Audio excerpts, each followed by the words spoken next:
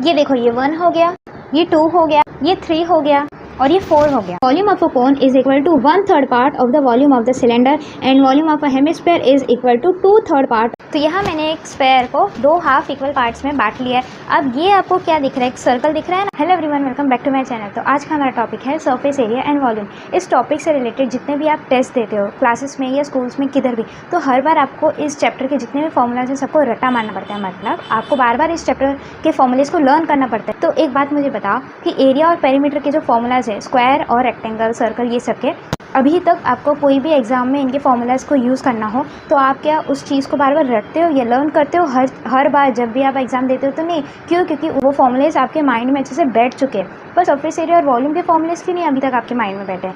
तो ये वीडियो को मेरे ज़रूर देखना। मैं गारंटी देती हूँ कि इस वीडियो को देखने के बाद आपके माइंड में अच्छे से फॉर्मूलाज बैठ जाएंगे। आपने पिछले वीडियो में देखा था क्यूब, क्यूबॉइड और सिलेंडर के केस में हमने 2D शेप्स की मदद ली थी सरफेस एरिया और वॉल्यूम फाइंड आउट करने के लिए। वैसे ही हम आज की वीडियो में कोन, स्फेयर और हेमिस्फीयर, इन 3 शेप्स के सरफेस एरिया और वॉल्यूम निकालने के लिए वापस 2D शेप्स की मदद मिलने वाले हैं। तो ये कोन है जो 3D है, ठीक है। आपको इसका सरफेस एरिया निकालना है, तो आप कैसे निकाल पाओगे? अगर मैं इसे सब फाड़ देती हूँ और ऐसे इसे 2D बना देती हूँ। 2D का मतलब क्या होता है, जिसे हम सिर्फ 2 ही डायरेक्शन में मेजर कर सकते हैं, जिसकी हाइट नहीं होती है। मतलब ये शेप फ्लैट होता है, ठीक है। तो हम इसका एरिया तो निकाल सकते हैं ना। अभी आप बोलोगे कि अरे ये कौन सा शेप है, आप इसका कैसे एरिया निकालें? ये ट्राइंगल तो है नहीं। ये जो शेप है ना, ये एक सर्कल का सेक्टर है, मतलब सर्कल का एक छोटा सा पार्ट है। हमें हायर स्टैंडर्ड्स में एक सेक्टर ऑफ अ सर्कल का फॉर्मूला निकालना आता है, पर छोटे स्टैंडर्ड्स में हमें सेक्टर ऑफ अ सर्कल का फॉर्मूला निकालना नहीं आता। मतलब हमें फॉर्मूला नहीं पता होता। तो इस केस में हम क्या करेंगे पता है? जिन शेप्स का एरिया का फॉर्मूला आपको पता हो उन शेप्स की हम हेल्प लेंगे। तो चलो इसे हम काटते हैं और ऐसे रीअरेंज करते हैं कि ये कोई तो ऐसा शेप ले ले जिसका हमें एरिया पता हो। देखो दोस्तों, मैंने क्या किया, इस कोन को काटा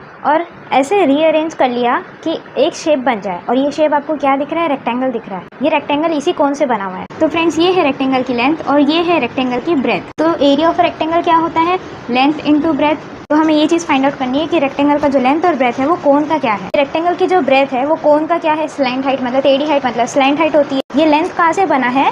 इस कोन के बेस से बना है। ये देखो, मैंने इस कोन को काट के ऊपर नीचे, ये देखो ऐसे, ये ऊपर की तरफ है आधा पार्ट, नीचे की तरफ है, मतलब ऊपर नीचे ऐसे मैंने इसके पार्ट्स को काट के रीअरेंज किया है। कोन का जो बेस है वो सर्कल है, सर्कल का सर्कमफेरेंस। तो जब दोनों लेंथ को मैं प्लस करूंगी तो मुझे सर्कमफेरेंस ऑफ अ सर्कल मिलेगा। तो रेक्टेंगल के केस में मुझे सिर्फ एक सिंगल लेंथ को मल्टीप्लाई करना है ब्रेथ से। तो मुझे क्या करना है पता है? ये जो सर्कमफेरेंस ऑफ अ सर्कल है ना, इसे मुझे 2 से डिवाइड करना है। मतलब आधा सर्कमफेरेंस ऑफ अ सर्कल ऊपर है और आधा सर्कमफेरेंस ऑफ अ सर्कल नीचे। आपको डाउट हो रहा रहेगा, मैं लिख के बताती हूँ। ये रेक्टेंगल का लेंथ क्या है? एक कोन का सर्कमफेरेंस ऑफ अ सर्कल का आधा। सर्कमफेरेंस ऑफ अ सर्कल क्या होता है? फॉर्मूला 2πr, ठीक है। इसका मुझे आधा करना है, मतलब इसका डिवाइड बाय 2 करना है। 2 1 2, 2 1 2, तो मेरा आंसर बचा πr। रेक्टेंगल का जो लेंथ है वो कोन का क्या है? πr है।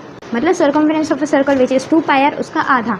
ये रेक्टेंगल का लेंथ है, पर कोन का क्या है? ये πr ऊपर है और नीचे एक πr है। जब मैं दोनों πr को प्लस करूंगी तो मुझे 2πr मिलेगा। πr plus πr is equal to 2πr। और ये जो ब्रेथ है ये क्या है? एक कोन का स्लैंट हाइट है। तो इधर मैं लिख देती हूँ ब्रेथ क्या है? L है, विच इज स्लैंट हाइट। तो यहाँ मैं ऐसे लिख सकती हूँ, length into breadth of a rectangle is equal to πr into L, which is equal to πrl of a cone. तो मुझे curve surface area of a cone मिल गया πrl। Length of rectangle multiplied by breadth of rectangle which is equal to πr into L। तो मुझे curve surface area of a cone तो मिल गया πrl। अब मुझे total surface area of a कोन निकालना है। ये जो बर्थडे कैप है इसमें मुझे एक बेस, सर्कुलर बेस को प्लस करना है, तो मुझे एक आइसक्रीम कोन मिल जाएगा, मतलब total surface area of a cone मिल जाएगा। तो चलो इस πrl में प्लस करते हैं area of a circle. Area of a circle क्या होता है? πr²। तो हम इनमें से कॉमन बाहर ले लेते हैं। कॉमन मतलब ऐसी चीज़ बताओ जो दोनों में है। पाई दोनों में है, आर दोनों में है। ये r² का मतलब क्या होता है? r इंटू आर होता है ना। तो 2 r में से मैं एक r बाहर ले लेती हूँ। तो पाई r बाहर हो गया। ब्रैकेट के अंदर क्या बचा? ये l बचा, ये plus sign as it is, और ये 2 r में से एक r बाहर आया, एक r तो अंदर है ना, तो एक r अंदर हो गया। तो ये हो गया formula total surface area of a cone. अब इस फॉर्मूला से डरना मत कि आया कहाँ से। सिंपली हमने कर्व्ड सरफेस एरिया जो है πrl, उसमें हमने एरिया ऑफ अ सर्कल को प्लस किया और जो कॉमन था उसे ब्रैकेट के बाहर लिखा है, बचा हुआ ब्रैकेट के अंदर लिखा है। तो फ्रेंड्स, पहले हम सरफेस एरिया के फॉर्मूला निकाल लेते हैं तीनों शेप्स के, फिर हम वॉल्यूम की तरफ बढ़ते हैं। अब बढ़ते हैं स्क्वायर की तरफ। ये जो स्क्वायर शेप है ये बनता कैसे है? जब हम एक सर्कल को ऐसे रोटेट कर लेंगे, ये जब सर्कल एक रोटेट हो रहा है तो ये स्क्वायर बन जाता है। जैसे हमने कोन को काट के 2D बना दिया था, वैसे अब ये स्क्वायर को हम काट के 2D बना सकते क्या? नहीं। तो मैं क्या करूँगी पता है? इधर तो यहाँ मैंने एक स्फेयर को 2 हाफ इक्वल पार्ट्स में बांट लिया है।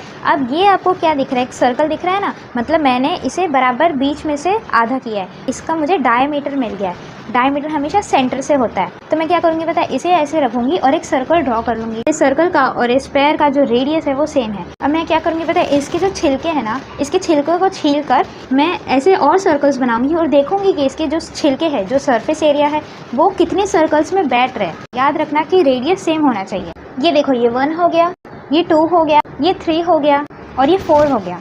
मतलब ये जो संतरे के जितने भी छिलके थे ना, वो 4 सर्कल्स में मेरे अच्छे से बैठ गए। थोड़ा सा ऊपर नीचे हो रहा था क्योंकि मैंने उन छिलकों को अच्छे से शेप में काटा नहीं था, ऐसे ही रैंडमली फाड़ दिया था।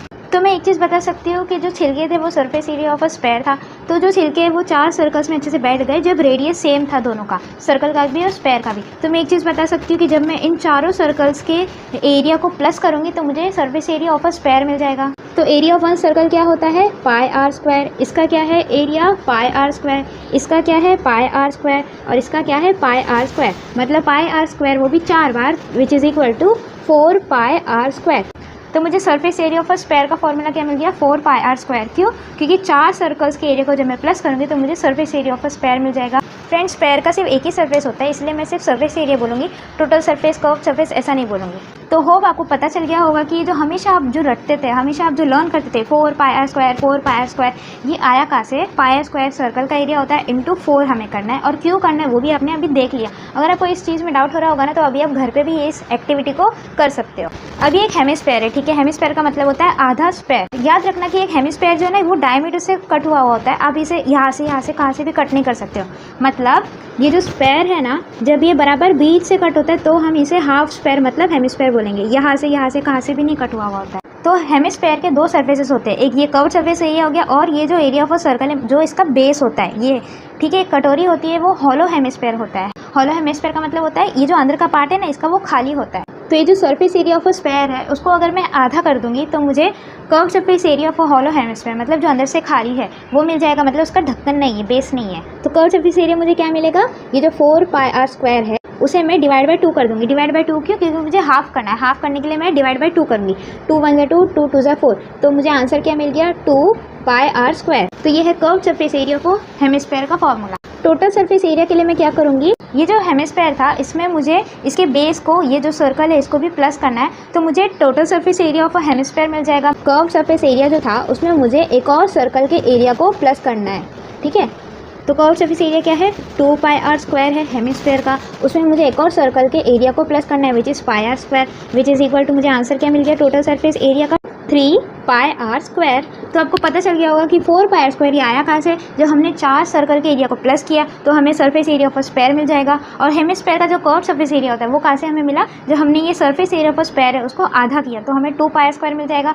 अब हमें total surface area of hemisphere चाहिए, तो हमें क्या करना है, ये जो curve surface area of hemisphere था इसमें हमें एक और सर्कल के एरिया को प्लस करना है, जो उसका बेस मतलब ढक्कन जो होता है, तो उसे अगर हमने प्लस किया तो हमें 3 पाई आर स्क्वायर मिल जाएगा। तो अभी तक जो हमने पढ़ा इन फॉर्मूलेस को हम रिवाइज कर लेते हैं। Curve surface area of cone हमने कैसे निकाला था, जब हमने कोन को काटा था और ऐसे रीअरेंज किया था कि वो रेक्टेंगल शेप में हो गया था। तो रेक्टेंगल का एरिया क्या होता है, लेंथ इंटू ब्रेथ। तो लेंथ क्या था हमारे कोन का, पाई आर था, इंटू हमने एल किया था जो ब्रेथ था। तो हमें आंसर क्या मिल गया हमारा, पाई आर एल, ठीक है। तो टोटल सरफेस एरिया निकालने के लिए हमने इसी पाई आर एल में प्लस किया था area of a circle which is pi r square. तो हमने इनमें से कॉमन निकाला था बाहर, तो पाई आर को हमने बाहर निकाला था, एल प्लस आर अंदर रह गया था ब्रैकेट के। तो ये हो गया था total surface area of a cone का फॉर्मूला। ये देखो पाई आर बाहर आ गया और एल प्लस सिंगल आर अंदर रह गया। क्लियर हो रही है ना माइंड में अभी तक।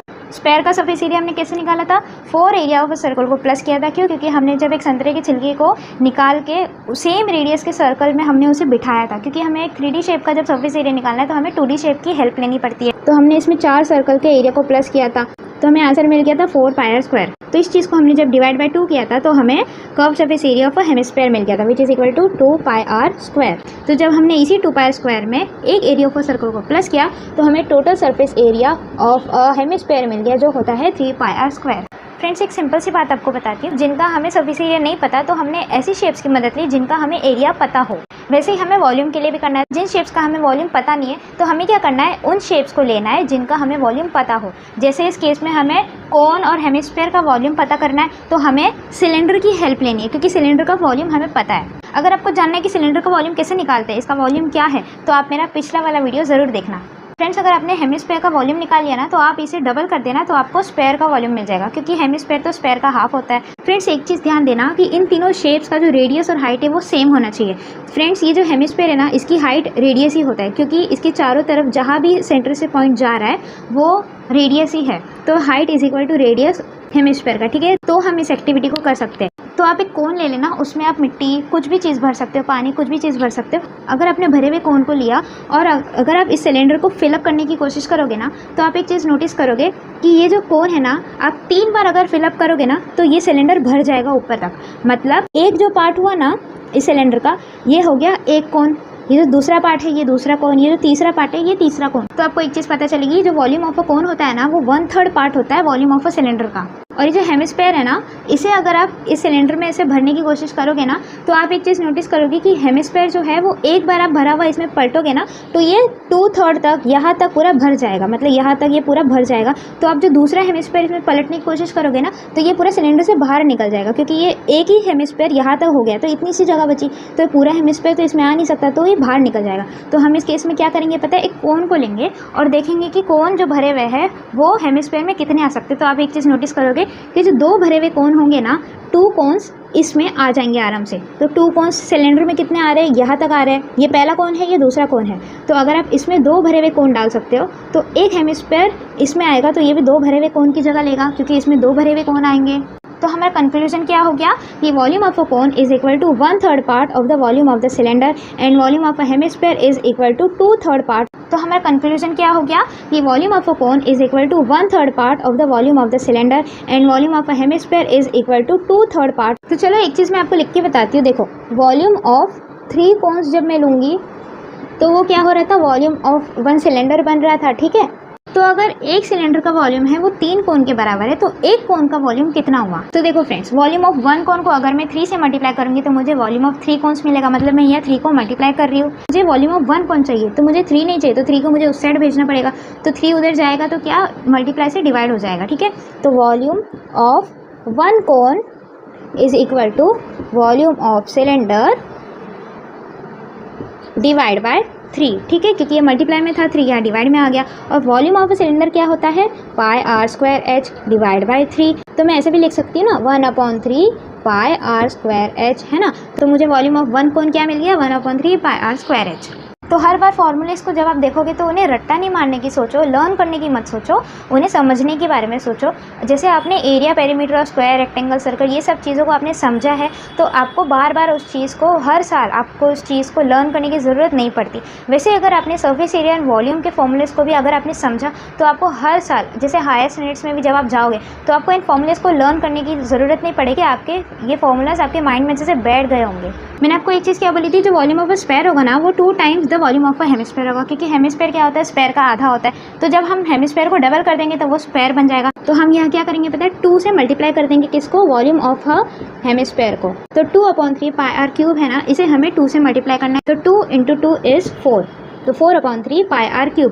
ये हो गया वॉल्यूम ऑफ अ स्फेयर का फॉर्मूला। ये फॉर्मूला कैसे आया, जब हमने वॉल्यूम ऑफ हेमिस्फेयर को 2 से मल्टीप्लाई किया। क्यों किया, क्योंकि हेमिस्फेयर क्या होता है, स्फेयर का आधा होता है, और स्फेयर क्या होता है, हेमिस्फेयर का डबल होता है। और ये r³ कैसे है वो भी आपको क्लियर हो गया होगा, क्योंकि एक सिलेंडर का वॉल्यूम क्या होता है, πr²h। तो ये r² इंटू आर हो जाएगा, क्योंकि h is equal to r. तो r² into r is equal to r³। तो r³ ऐसे आया है। तो चलो एक क्विक रिवीजन कर लेते हैं वॉल्यूम ऑफ कोन, हेमिस्फेयर और स्फेयर का, ठीक है। वॉल्यूम ऑफ कोन क्या था, 1/3 of the volume of the cylinder. Volume of hemisphere क्या था, 2/3 of the volume of a cylinder, ठीक है। ये जो h है ये हेमिस्फेयर का r ही है, ठीक है। तो यहाँ मैं h की जगह क्या लूँगी, r ही लूँगी। r² multiplied by r is equal to r³ होता है, तो यहाँ मैं r³ लिख देती हूँ। तो मेरा फॉर्मूला क्या बन गया, 2/3 πr³। और स्फेयर का वॉल्यूम क्या हो गया, इस हेमिस्फेयर का फॉर्मूला का डबल हो गया। तो 2 × 2/3 πr³ which is equal to 4/3 πr³। तो फ्रेंड्स, इस वीडियो में इतना ही। होप आपको ये वीडियो पसंद आया होगा। अगर आपको ऐसे इंटरेस्टिंग मैथ्स के वीडियोस देखने हैं तो मेरे चैनल को सब्सक्राइब जरूर कर लेना। और अगर आपको क्यूब, क्यूबॉइड और सिलेंडर के सरफेस एरिया और वॉल्यूम को कैसे फाइंड आउट करते हैं ये भी जानना है, तो आप मेरा पिछला वाला वीडियो जाके जरूर देख लेना। तो फ्रेंड्स, मिलते हैं नेक्स्ट वीडियो में। Till then practice, practice and practice. Bye bye.